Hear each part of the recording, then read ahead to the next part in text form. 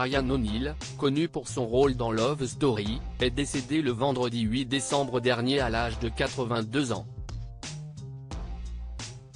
Les causes de sa disparition ont été dévoilées cette semaine par le média américain The Blast. C'était une triste nouvelle pour les fans de Love Story.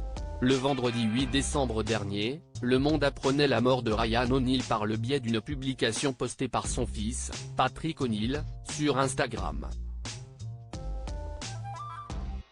Si est la chose la plus difficile que j'ai jamais eu à dire, mais si est parti. Mon père est décédé paisiblement aujourd'hui, avec son équipe aimante à ses côtés le soutenant et l'aimant comme il le ferait, avait-il d'abord écrit, avant d'ajouter, en tant qu'être humain, mon père était aussi généreux que possible. Et la personne la plus drôle dans n'importe quelle pièce. Et le plus beau évidemment, mais aussi le plus charmant. Il aimait faire rire les gens. Si est à peu près son objectif. Peu importe la situation, s'il y avait une blague à trouver, il la réussissait. Il voulait vraiment que nous rions. Et nous avons tous ri. À chaque fois.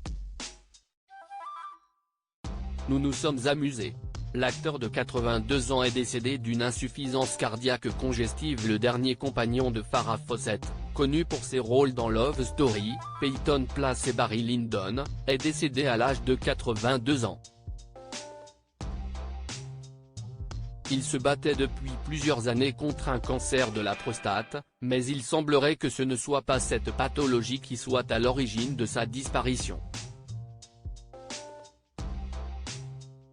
En effet, cette semaine, les causes de sa mort ont été dévoilées par le média américain The Blast, qui a obtenu le certificat de décès de l'acteur.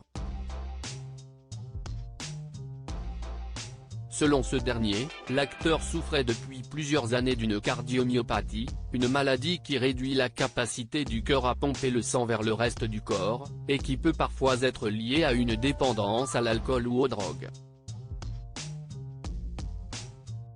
L'acteur phare des années 70, qui n'avait jamais caché ses problèmes d'addiction et qui avait été condamné à suivre une cure de désintoxication en 2009, a donc été hospitalisé à Santa Monica en Californie et y a succombé à une insuffisance cardiaque congestive.